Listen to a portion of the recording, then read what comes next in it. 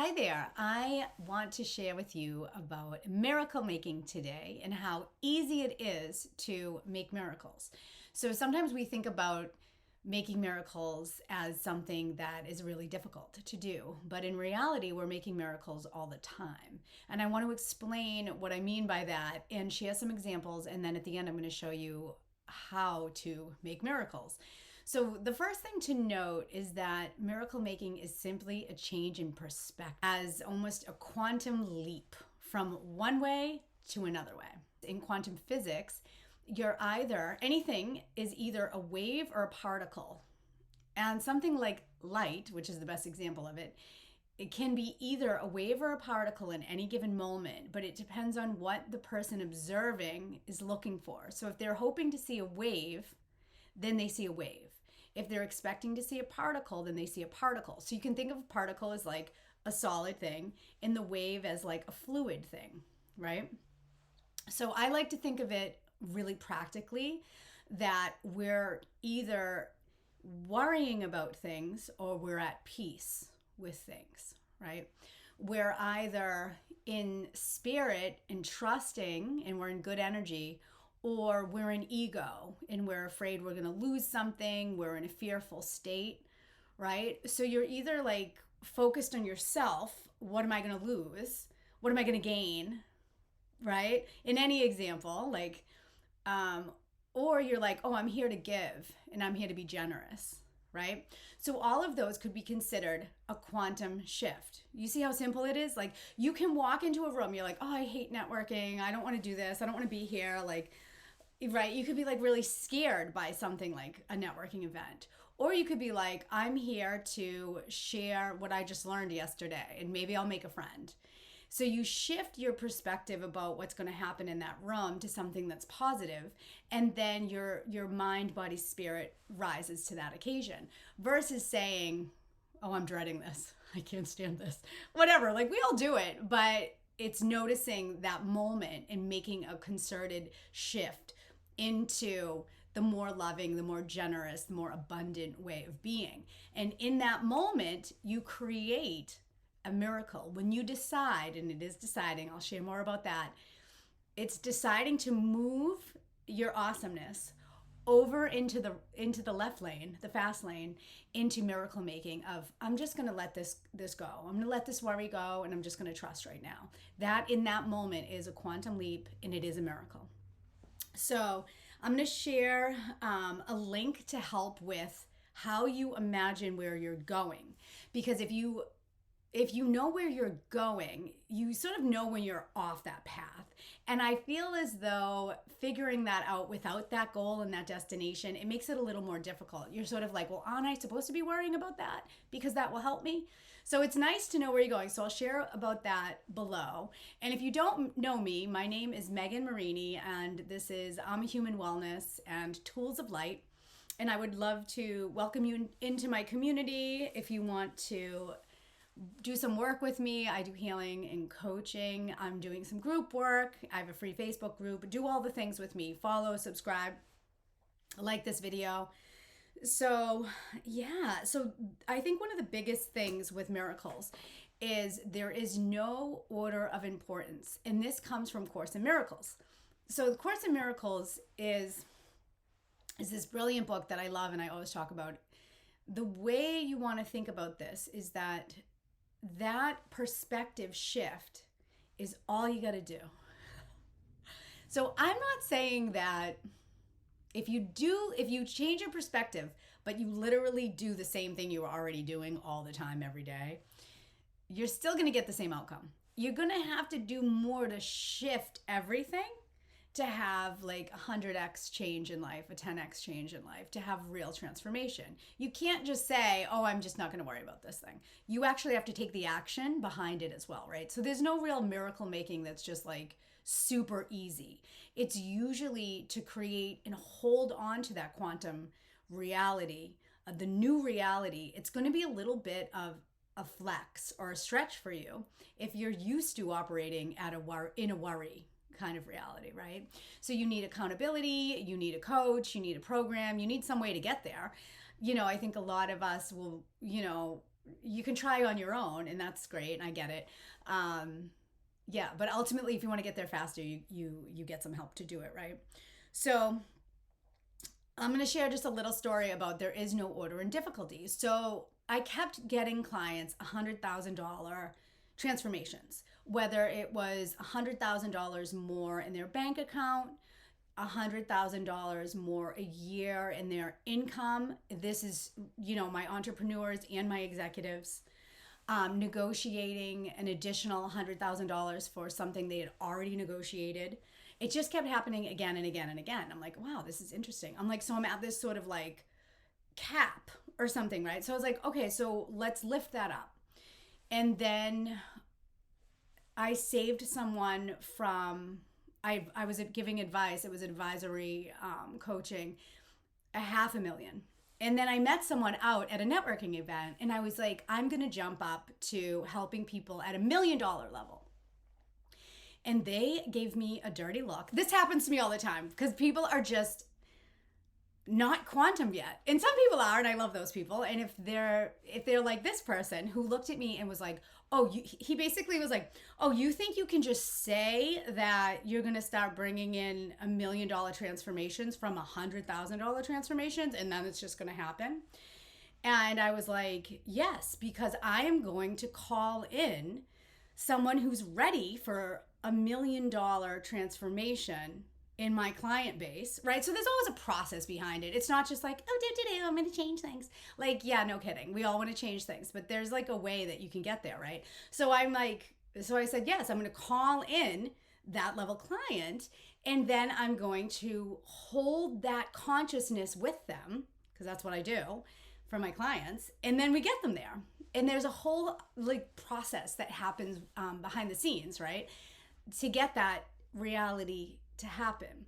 So unbeknownst to me at the time when I said this to this guy, it had already happened with one of my clients who, when I met them for their next session, was like, okay, so we got it $1 million under asking. And I was like, oh wow, we're already here. We're already here. So why I'm telling you that is because I want you to know that there's no order of a problem that the universe can't solve. So if it's a small one or a big one, you've got to decide, and then you carry out the actions to get you there. So I'm going to give you 3 ways to become a miracle maker. The first one is to stay in generosity. Okay? So you've heard the saying, that person is so kind, they would give you the shirt off their back. And I love this because it feels like that person really cares about other people. And this is something that when we feel generous, we feel safe to give, we feel capable of giving, our cup runneth over, right? What happens is in the moment you're interacting with someone, even if it's like in the line at the grocery store, or you're trying to get to the sweet potatoes and someone's in your way, and instead of, this happened recently, it was all these people huffing and puffing at me because I was actually like having a good time and talking to people and feeling a bit joyous. So I was driving people crazy, I guess, because they were like, oh, get out of the way. And I'm like, wow, okay. So like there was no generosity in that moment, I felt, coming from them. And I was like, wow, I'm feeling quite generous. I had spoken to a few different people bopping around. I'm like, oh my God, this woman's like lovely yellow outfit. I was like, are you serious with this outfit? I love you. So it's almost like you're making more love in the world if you can slow down enough to see that the moment has ample generosity and abundance and love, versus you're hurried at the supermarket, or you're hurried on the highway, or you're hurried in a conversation with someone. You want something, you have somewhere to go, you have completely lost the moment, versus being like, there's something here. Otherwise it wouldn't be happening, right? So I think that that's the first thing, is if you can be in an abundant, generous feeling. And to do that, you need to notice when you're off. When you're off that sort of track, if you want to think of it like that, then do something to bring yourself back to that radio station, that track on the radio, right? So you're like, okay, I'm not feeling good. Let me like take a breath, or let me take 10 breaths. Let me go for a walk. Let me get myself back to feeling generous. Let me shift a belief. If there's a belief in the way that like, I'm not good enough, or I'm never going to get there, or whatever that belief will push you into being hurried and not being grounded in the moment. And that's not going to breed. You're going to just create more sort of frenetic energy, and certainly not abundant. So that's the first one. The second one is to think back to when we're talking about the perspective. So say something challenging happens and you're like, oh my goodness, I have 45 days to figure out how I'm going to come up with this down payment for this house, or I need 2 weeks to come up with my mortgage payment and I don't see how I'm going to do it, right? That's like, whoo, that's a scary one, right? So whatever it is, if it's like, I just want something at a higher level, or if I don't want this thing to happen, right? You sort of got to play this game of being able to really stay in the perspective of, I will find a way. I am going to take all the right actions, and I believe that a solution will arrive. Now, if you go the other route, right, and you're like, here I go again, constantly in turmoil. What will I do? Things are going to get worse. Like you can see how you'll pull yourself down. I mean, you destroy your energy in that moment. You cannot see creatively, and you're sort of closed down. You're certainly not going to be an open, abundant, sort of creative space, right? So what you want to do is literally just close that door. Slam the door shut of the negative thinking and do not allow it. Now, I completely understand how difficult that is to do, but you gotta learn how to do that. You gotta know when you have to make a miracle. You're like, okay, I'm gonna create this thing out of thin air. I can't even tell you how many times I've done it. Like I'm like, okay, this is what we're gonna do. And then I just wait for it to happen, and I start taking action toward it happening. You speak it into being, right? And when the creepy crawlies come in, you shut the door, slam the door. And I want to invite you right now. So my program, Biohacking Performance, has the most powerful, transformative meditation I have come across in all my years of doing this stuff to help you close that door, slam that door shut. It helps you figure out where you're focusing your energy and how to slam that door shut, because you cannot let that creepy crawly energy in. Okay? So that's it. Slam that door shut. That's number 2. Number 1 is stay generous. You got to know when you're not in generosity. You got to know when you need to slam the door, right? Number 2, slam the door. Number 3 is going to be access higher states of consciousness. So I love, like, my business's name, I'm a Human, because I'm just a human. I'm imperfect, right? And I'm a human. Like, we are wildly full of potential, right? So let's tap into that. Let's tap into that potential. Does that mean for you a daily meditation practice? Does that mean accessing trance-like states to, or hypnosis to shift the way that you think about things? Right? So that's also in Biohacking Performance, my program, where you're going to do a daily meditation practice to change that radio station and put yourself into a heightened state where you're literally manifesting that vision that you want. You know what the vision is, and you're feeling into that feeling of like, yep, it's going to happen. And if creepy crawlies come up, slam it shut, bring in heightened states, and be like, oh yeah, I believe in my truth. Because life can just get you down, and you've got to be able to reach, almost like believe in those heightened states that you access so much that you're like, oh yeah, of course I'm co-creating with the universe. Of course a solution is going to arise, right? And then boom, it always does, right? So I'd love to hear your thoughts on this. Definitely join my community, jump in wherever you can, wherever you're seeing this, and let's make some magic. My name is Megan Marini. The company is I'm a Human Wellness and Tools of Light.